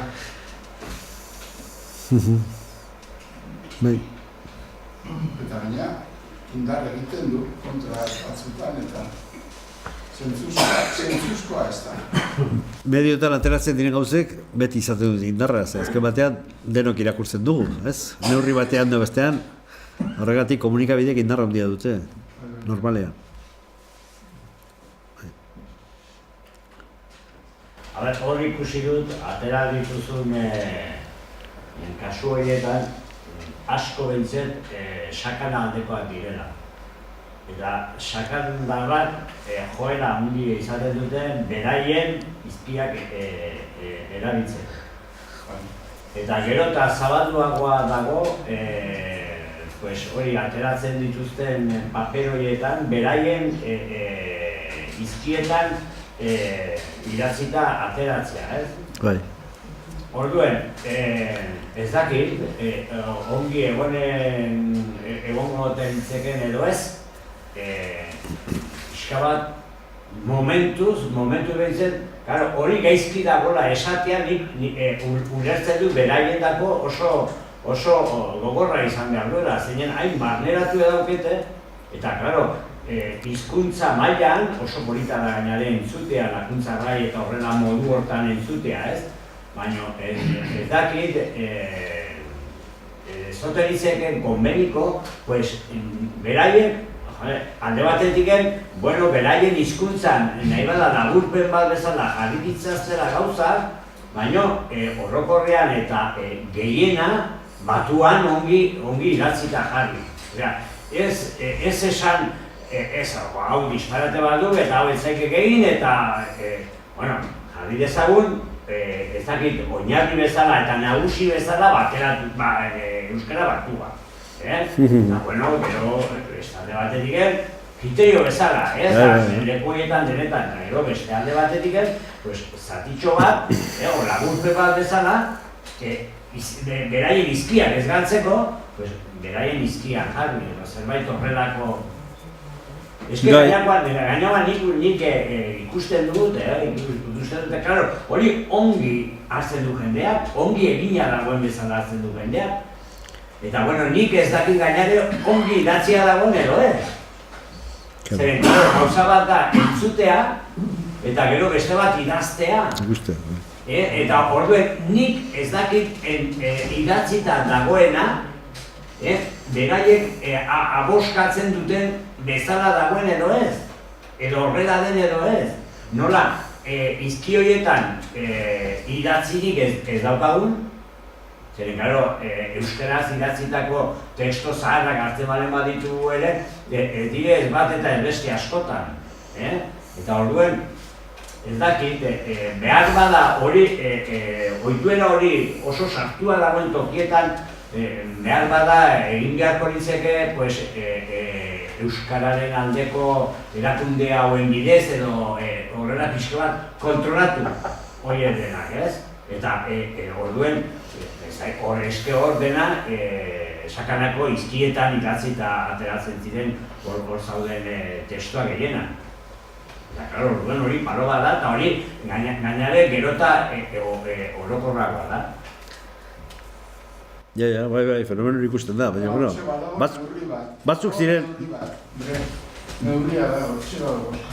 Eta gero, hauskera, eta idatzia, eta hori... Bai, eta oso ondo dago, ez dute jarri behar den dena herri barruan, ez dakit, euskera batuan, ez, baina, neurria, gorde behar dute eta hortxe, ikasi egin behar dute, tartean badaudela idazteko moduak. Arriskua batua galtzea da. Eta hor, sakanan jende guztiak euskaraz ikasten dut D ereduan. Ikastolak eta eskola publikoetan D eredua dago ere. Horben, dena, bertakoa izan, hijitoa izan, marrokearra izan, beltza izan, denak D eredua ikasten ari dira. Orduen, beltza horiei D eredua ikasten ari diren hau txiki horiei, kanpotarra direnek, zer egin behar dute? Entzuten balen badute, lakuntzako izkiak entzuten balen dute, ez dute ulertuko.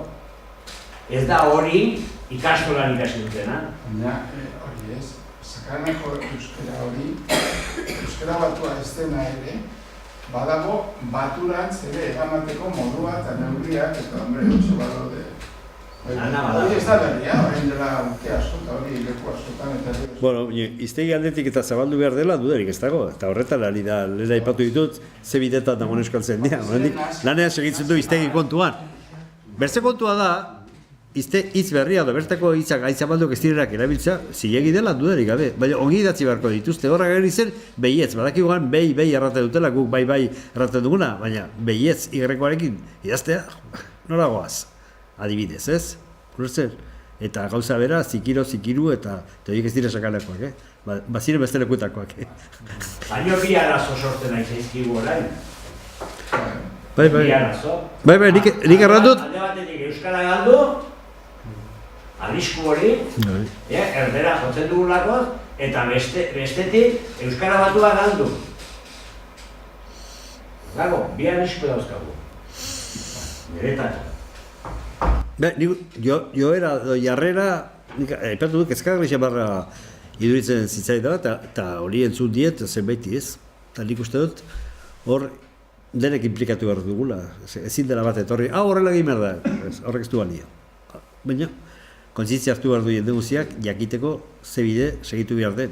Eta nik uste dut, ereduriko behar dugula, orain arte egindakoa bintzat, modu bateratuan egin dela. Eta uste dut, guztik perspektibori ezin dela galdu, zela hankez gora botatzera goaz, egindako guztia. Ni bakarrik hori ikusten badio, abantzaila bat, hain dira 15 urte karten hauek erredeaz egingo badituzte, pinzat bada horregapena bat. Pensa dezaken, agian egiten dutela Euskaldun zaharrak, bertako Euskaldun zaharrak alfabetatua ez direnak, haietiko lotura gisa.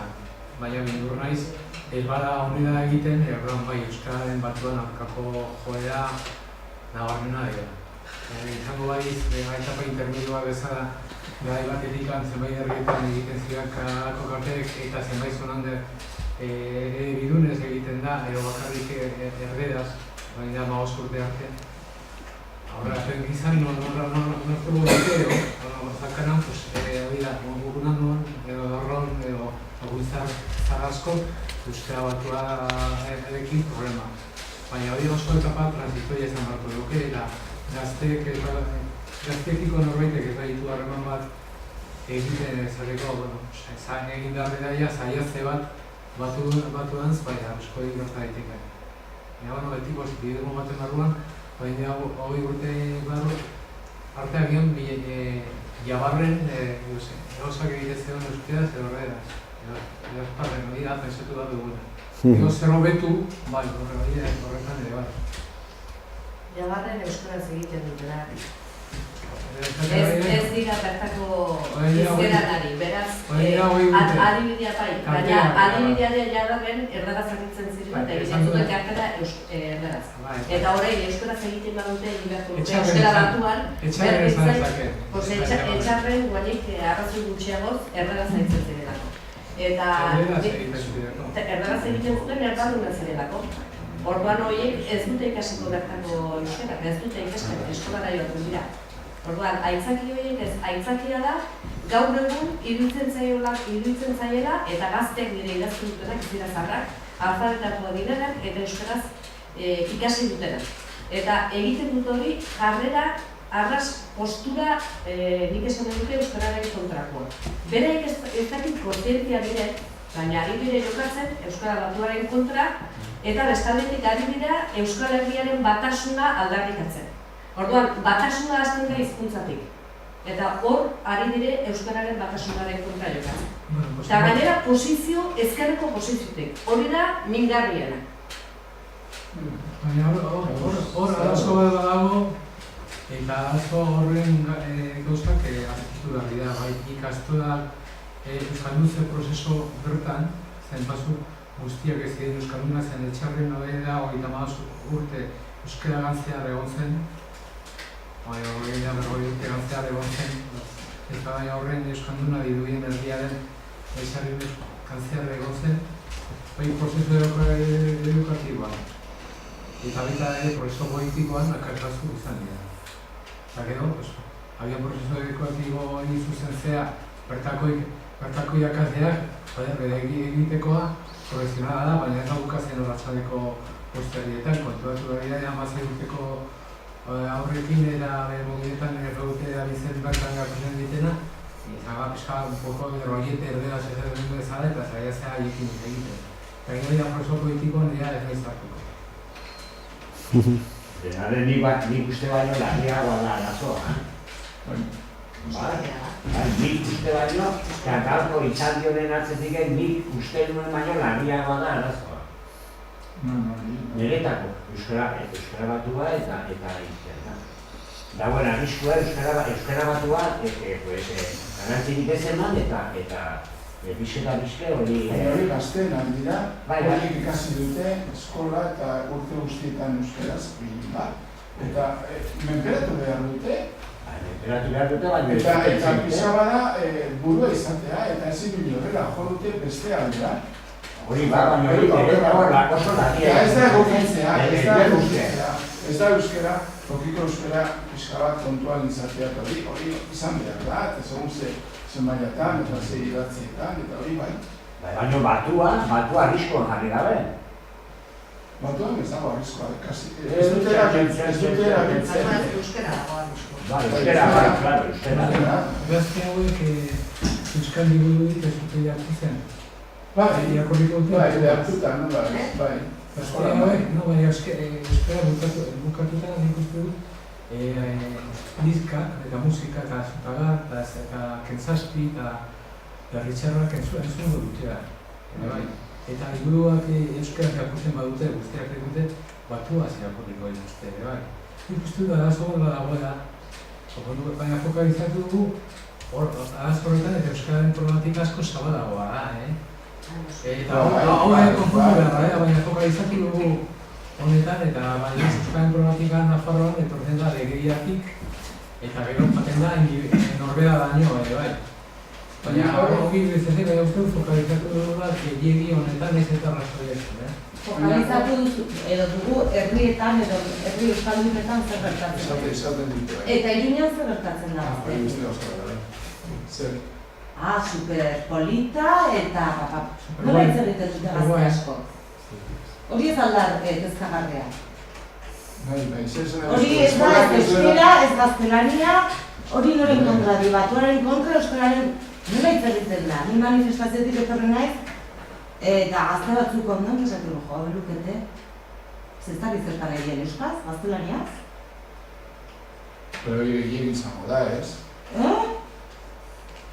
Arriskua badago erderaz olako...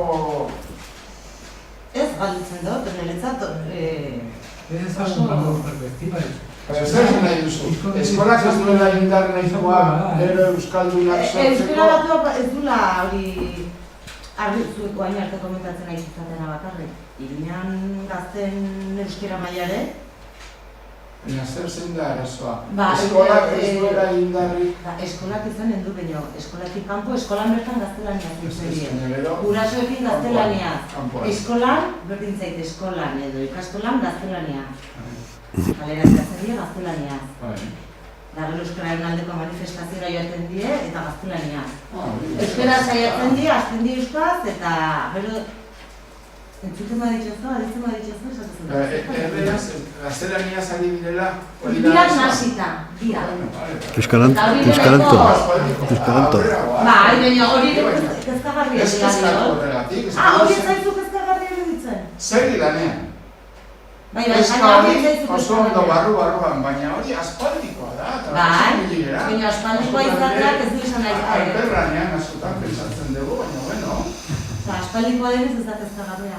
Kezkagarria da, barruan, baina horregatik, zer? Nik uste dut euskararen problematika oso zabala da. Hori edita da. Eta adibidez, Iruñan bertan ikusten ari da, norbitek idazi zuen txepesek adibidez, eta euskararen legea eztabaitzen ari ere bai, euskararen aurrapena etorri beharko zera zentro urbanoetatik. Iruña bertatik, Izarra, Tafaia, Kobrate, mantendu zonalde geografika naturala, eta gaur zer gertatzen ari da. Izarran bertan badan ikusi udan plazan, egiko dutela bajera bat izitela zabena, eta tekokie la casa de las galletas, galleten etxea. Eta bat, pixka bat, dinamismo bat egandu dugu, gizarteak gandu egin du, aldeatikan gobernuak beste unean Joan Labarcina regozitu zuen telebista ultra batean, apropos, adizidea berriz ereduak eta horreko eredu luzatzen, eredu kontra nahitzeko. Totxak gabe egiten. Eta gu konbibenzia nahi gaude, ikastoletan, nireza erezatzen da eta erezatzen da. Eta euskal kontziente gure problematika gauza asko ditu, eta gauza batzuk besteak baino importanteago dira. Zonalde naturala mantendu, hiri urbanoetan ere pujantza bat ematea, kultura mailan ere jasotzean, eta komunikabideetan ere aipatu da, aurreratu ere aipatu da egunkaria irrati telebista, baina bakarrak ditugu, Eta ni optimista naiz. Baina hor euskara batuak oso ongi ibili dira. Hortxe aldizkariak eta egunkaria, eta berria, eta erratiak, edo ez. Hori bai ez. Nik impresioni dut,